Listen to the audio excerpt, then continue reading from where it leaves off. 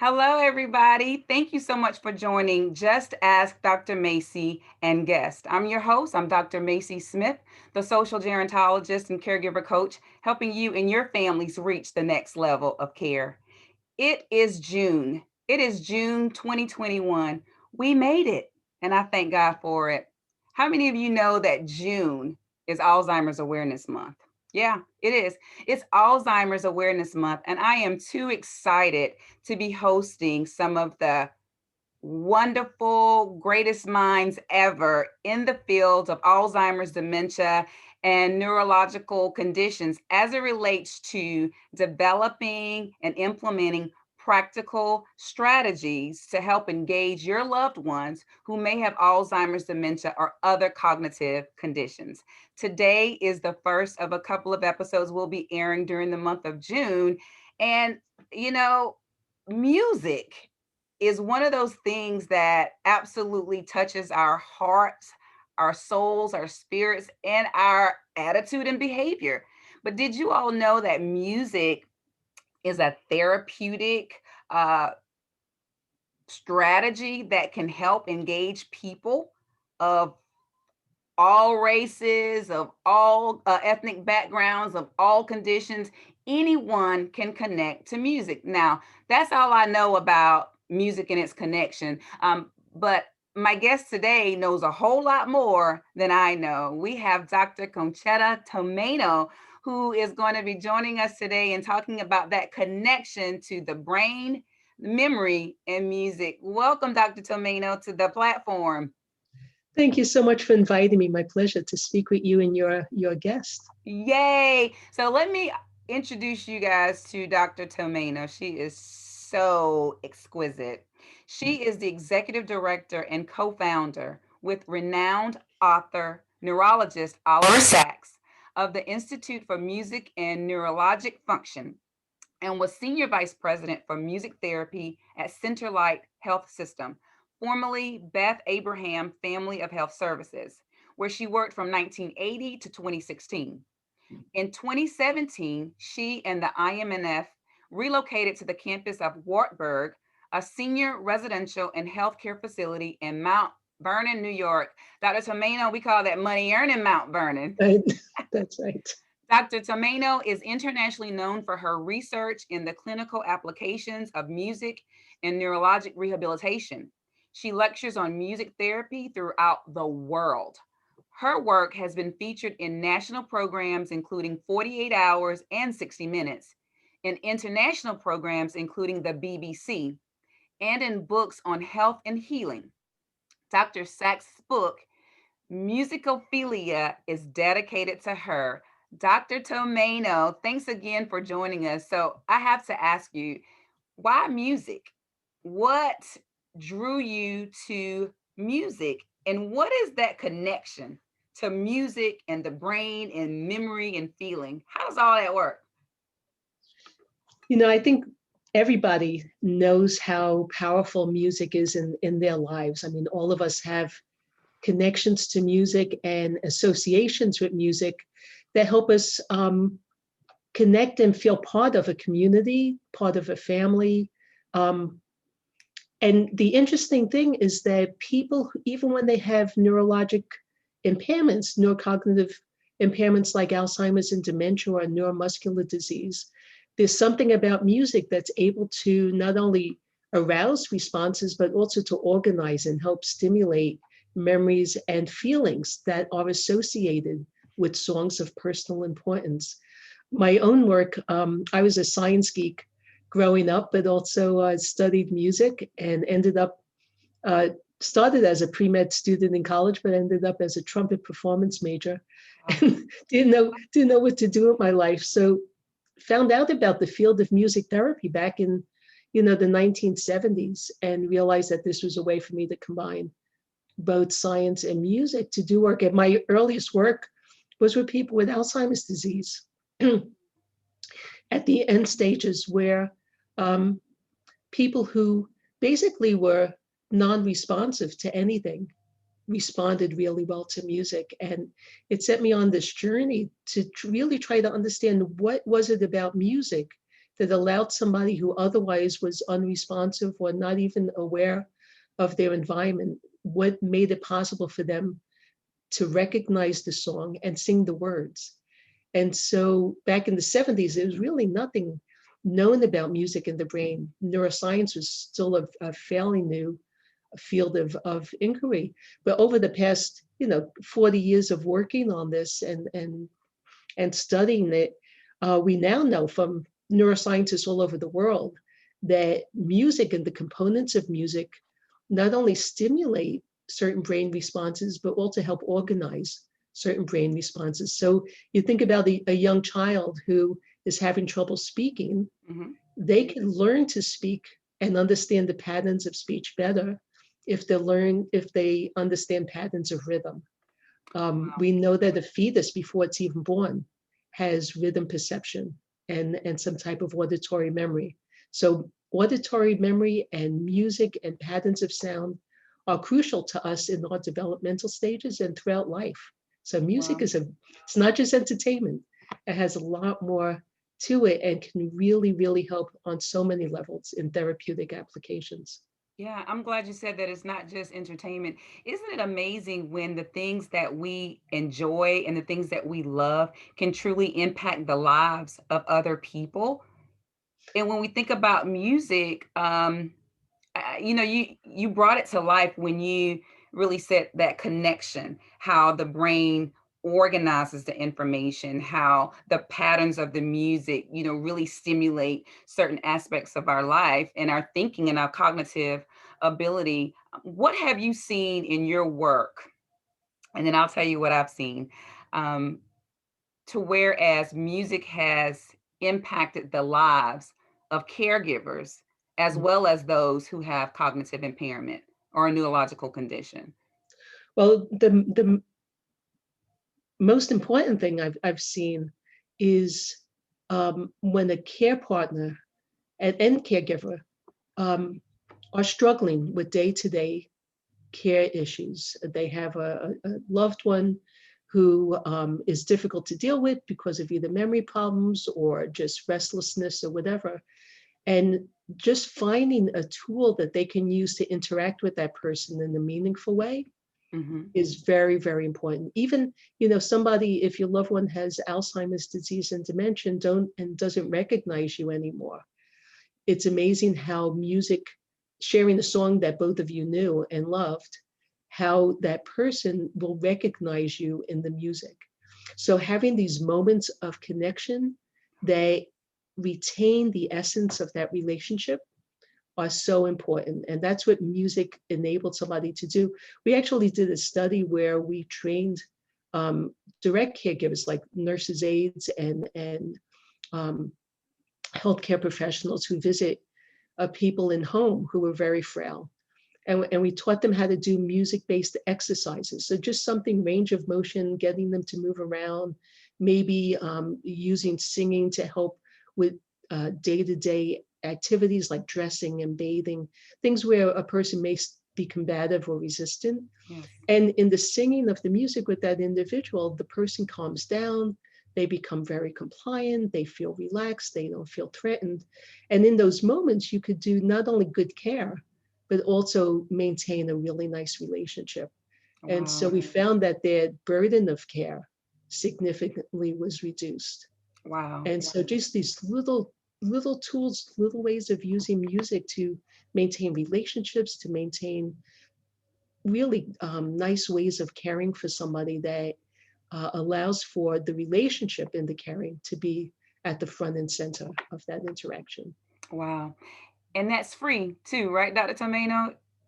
It doesn't cost a whole lot of money Right? to It's just incorporate the music training. into your day.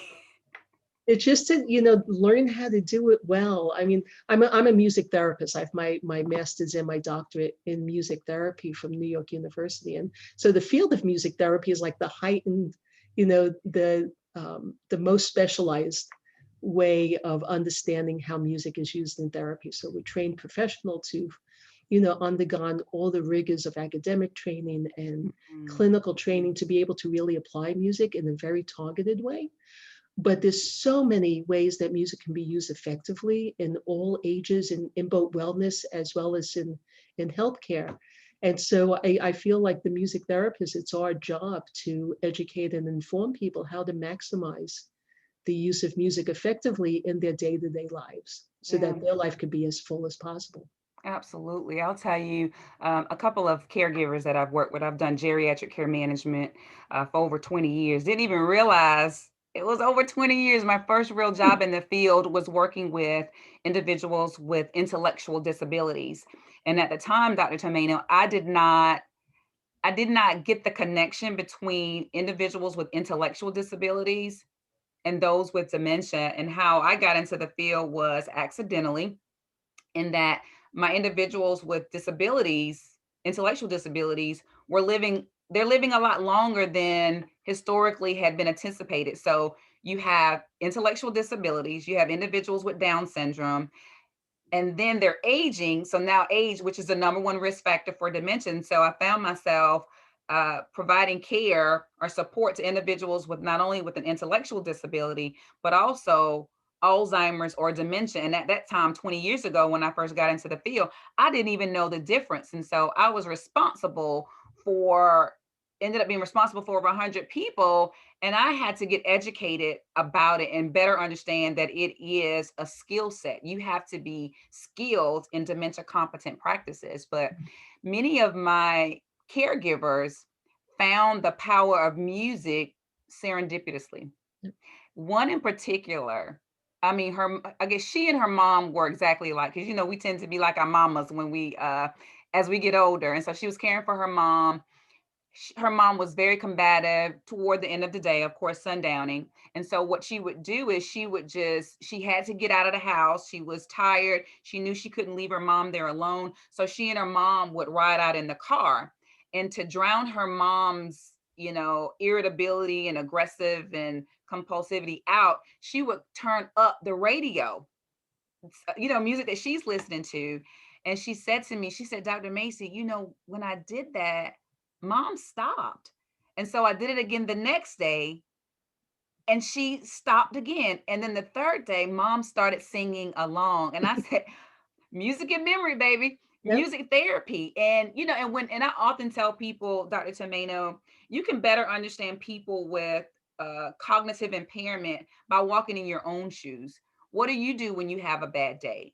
What do you do when you want to uplift your spirits? So, music is one of those things that you don't even recognize that you do. And so for you to be able to put this thing that we find entertaining every day into research, into theoretical perspectives, into changing the lives of people and making it absolutely make sense.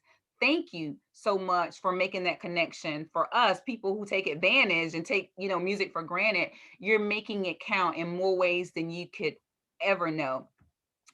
Now, I learned about music and memory. I'm gonna tell you, I can't sing, I can't rap, I can't play any instruments, but I love music. And so as I would be presenting throughout the country, there's this program, Music and Memory. And I remember Mr. Henry. Yep. Everybody knows Mr. Henry. So this is just a random question. Is his name really Mr. Henry? It was. Yeah.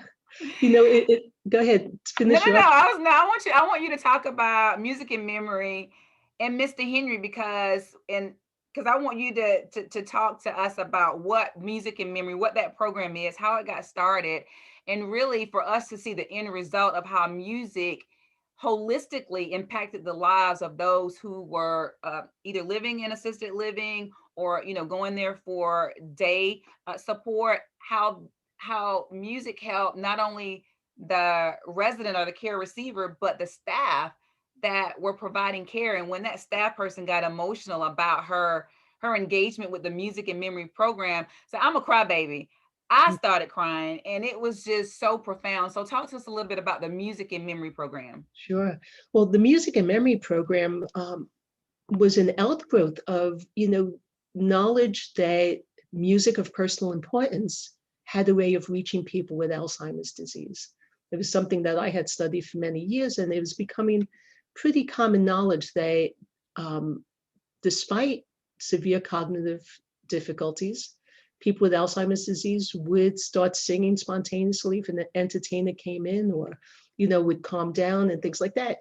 Dan Cohen, who was a social worker and had noticed that he was visiting a friend in a nursing home, and he was also aware of technology and how ubiquitous things like iPhones and iPods at the time were being presented as something everybody has now, music, their life's music at their fingertips. Wow. And so he's thinking, well, how about these folks in nursing homes? Where's their music? Yeah. And of course, entertainers come in and music therapists work in groups with folks in institutions like that.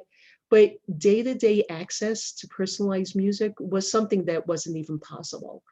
And so he and I worked together for several years. And then, of course, the film Alive Inside came out. Mm-hmm. And the interest, and there were some pilot studies happening at a few nursing homes that what would happen if you loaded up iPods, MP3 players with a person's favorite music. And maybe they couldn't tell us, but there would be a loved one or a staff member who could give us an idea of what music they would like.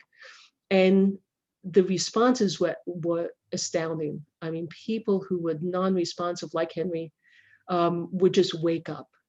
Wow. Now it's an international program. It's something that several states have actually put into their policies for best practices in nursing homes. And there's been some wonderful studies in recent years that shows that using personalized playlists help with things like reducing pharmacological treatments of behavior issues and calming people.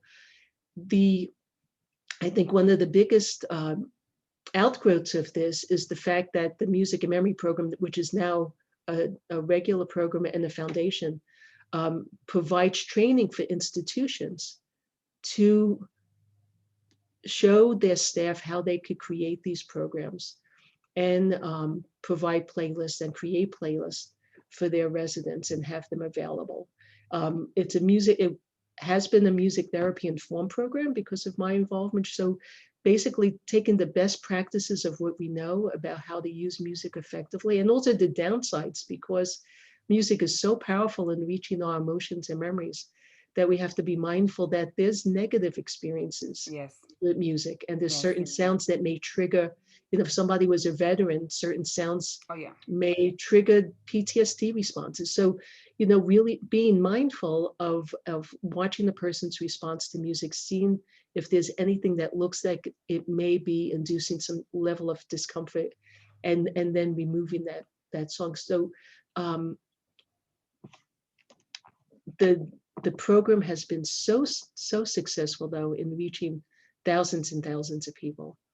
And I think the goal is to have caregivers to learn how to do this on their own, so they can have access to this. There's so many people, as you know, being cared for at home now.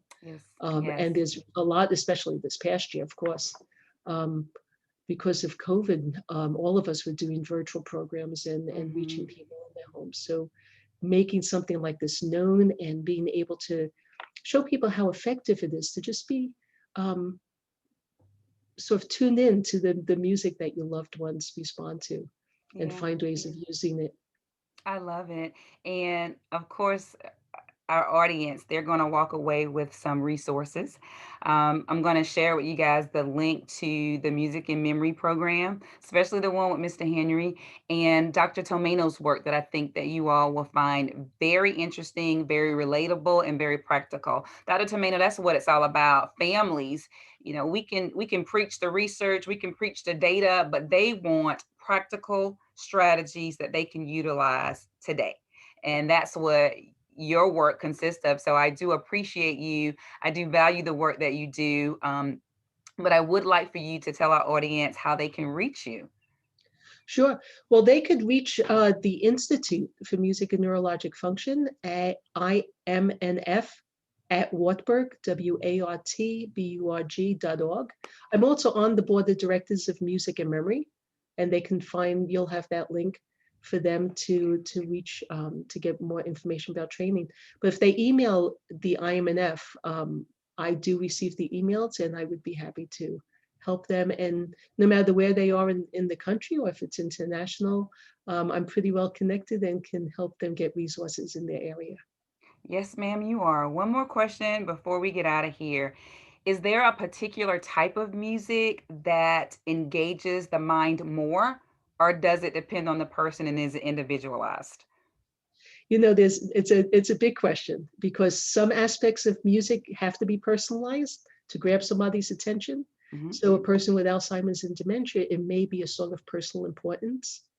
But for other types of attention and task-driven activities, it could be a really nice, groovy, rhythmic piece of music. If you're doing exercises, or if you're doing work that you really want to be motivated, something with an upbeat tempo. So there's how rhythm itself affects the brain and helps us to pay attention and get motivated. And there's the emotional parts of music that help us really get into those deep feelings of connectedness. And I so it love is it. not one size fits all, because all of us are different. Yeah, All of we us are. have our historical connections to things, and those become ingrained in our brain in a very specific way. Yeah. And so even though we may like the same music, how we relate to it may be totally different. Well, that sounds good to me, Dr. Tomaino. Dr. Tomaino, music creates moments of connections and it retains the essence of relationships. That's my takeaway. And I hope that's y'all's takeaway as well. Thank you so much for being here. You all will be connected with her with those links below and resources below. If you want to support the channel, feel free to send us some super stickers and some super chats. See you next time.